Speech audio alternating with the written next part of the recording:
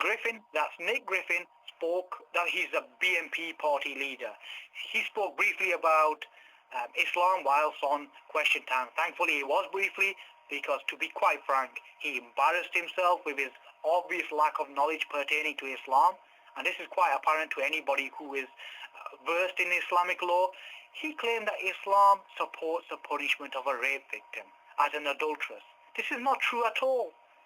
In fact, it's the opposite. The rapist is punished and the rape victim is seen as the innocent party and is left alone. As simple as that.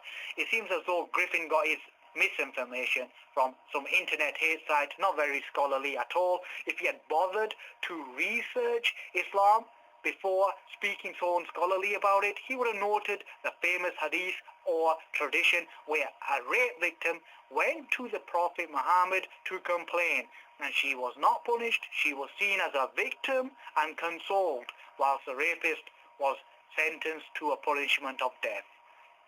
So Griffin seems to be confused between the victim and the rapist.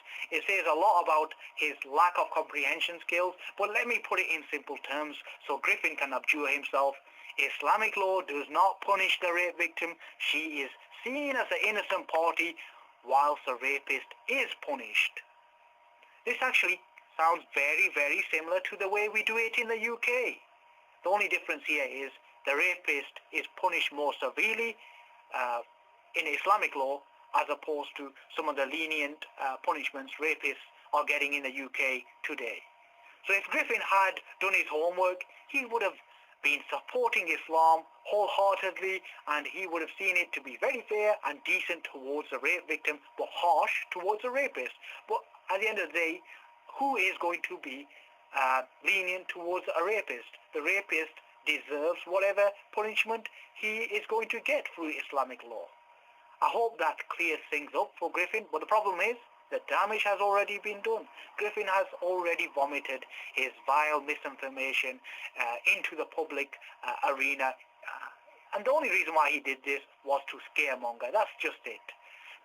The good news is most people are intelligent enough or alert enough to double check Griffin's enunciations, quote and unquote. But unfortunately, there is a minority out there who are of a capacity to be duped. But the only reason why they are of a capacity to be duped is because they want to grab onto anything that reinforces their prejudices when it concerns Muslims.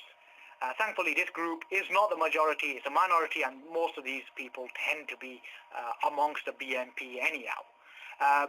As Griffin was advocating Christianity, which I found rather strange because his views concerning race are very, very un-Christian, and because he was advocating Christianity and also espousing unscholarly and unfounded modes of exegesis when it concerns religious texts, why don't we not ask him to interpret the famous biblical passage? Yes, the famous biblical passage that mentions killing innocent people and keeping virgins for yourselves, and ask him to explain that for us using his unscholarly modes of interpretation. As Griffin has no textual knowledge, I worry what he and his equally unscholarly supporters will make of this verse. I just hope people of his capacity to blunder on such a huge scale never come into power, and of course I hope the good people of the UK never find out how Griffin and his courts interpret this biblical passage, because rest assured they will interpret it wrong.